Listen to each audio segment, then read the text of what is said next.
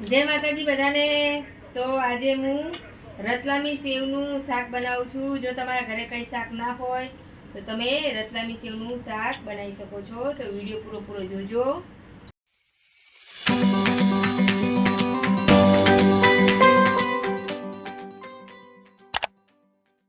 તો ડુંગળી સરસ કટિંગ કરી નાખી છે અને ધોઈ નાખી છે।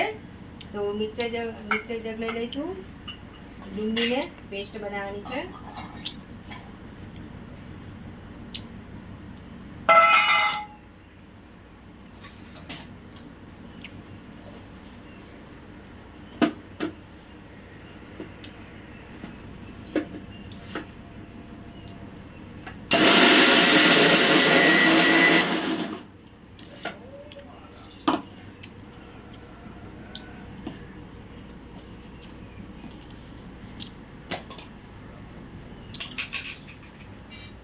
તો ડુંગળીની પેસ્ટ થઈ ગઈ છે।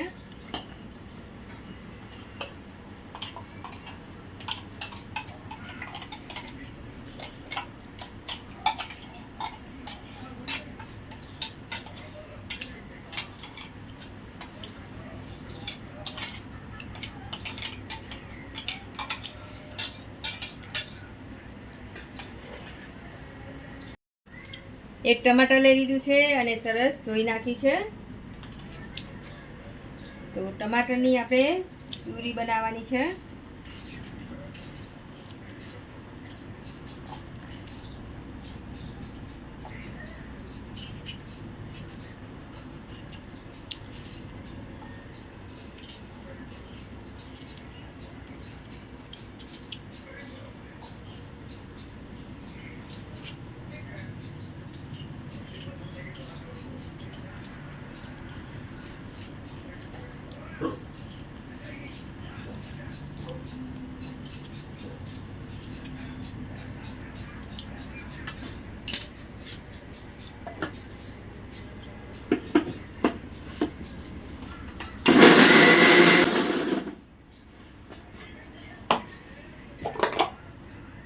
તો ટમાટરની પણ પ્યુરી બની તૈયાર થઈ ગઈ છે।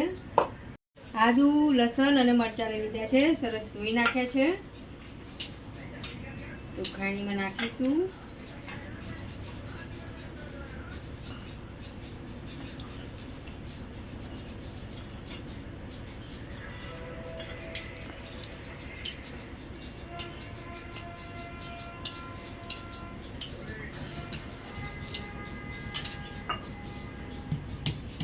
ખાંડી લઈશું।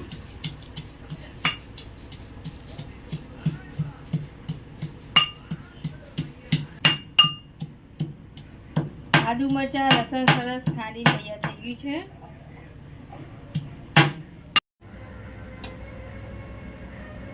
ગેસ ચાલુ કરી દઈશું। કઢાઈ મૂકી દઈશું।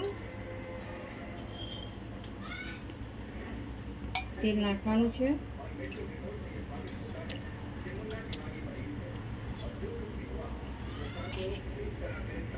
જીરું નાખીશું।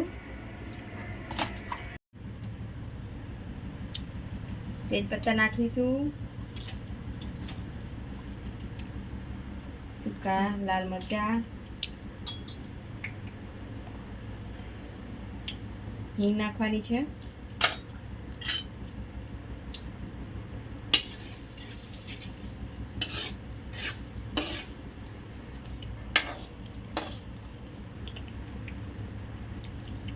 ડુંગળીની પેસ્ટ નાખીશું।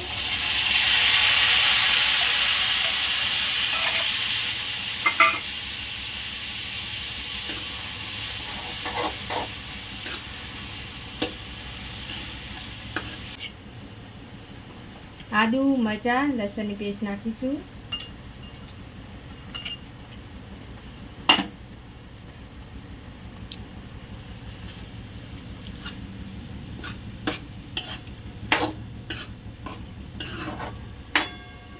ડુંગળીની પેસ્ટને એકદમ સરસ ચડવા દઈશું।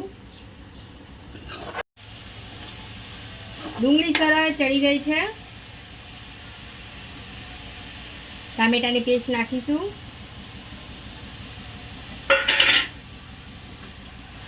મિક્સ કરી દઈશું। અને હવે આપણે મસાલા નાખીશું.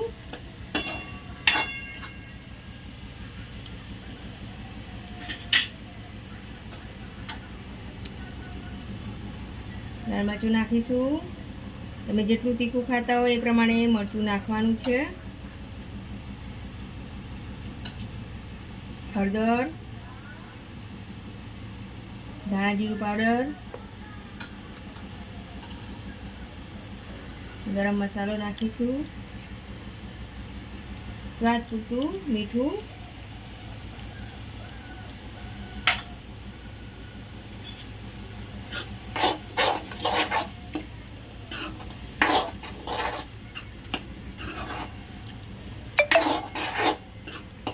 તો સરસ આપણે પ્યુરીને ચડવા દઈશું.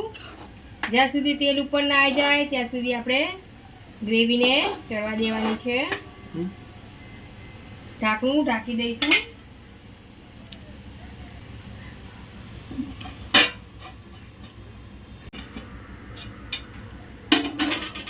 તો ગ્રેવી આપણી એકદમ સરસ ચડી ગઈ છે. ઉપર તેલ પણ સરસ આવી ગયું છે. તે મિક્સ કરીશું.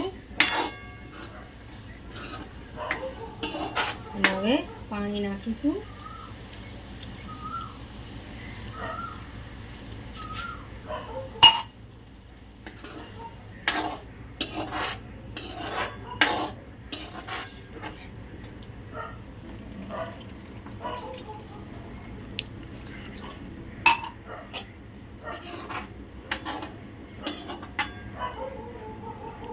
ટેસ્ટ એકદમ સરસ આવે એના માટે કસ્તુરી મેથી નાખવાની છે.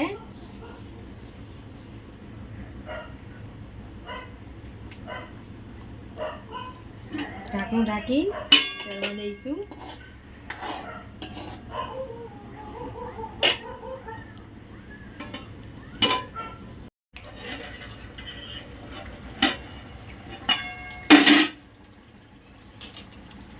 ગ્રેવી આપણી એકદમ સરસ ચડી ગઈ છે.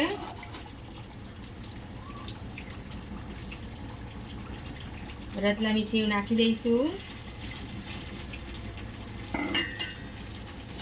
એકદમ મિક્સ કરી દઈશું.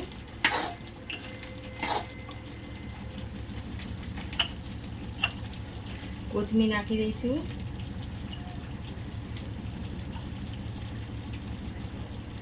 ગેસ બંધ કરી દઈશું. રતલામી સેવનું શાક બનીને તૈયાર થઈ ગયું છે. જો આવી રીતે તમે ના બનાવ્યું હોય તો એકવાર જરૂરથી બનાવજો. એક વાટકામાં કાઢીશું.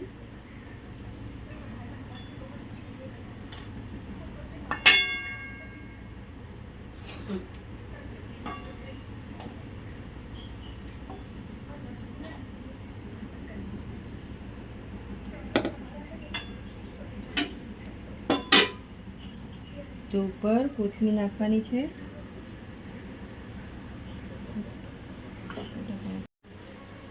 રતલામી સેવનું શાક બનીને તૈયાર થઈ ગયું છે. જો તમારા ઘરે કંઈ શાક ના હોય તો તમે આવી જ રીતે રતલામી સેવનું શાક બનાવી શકો છો.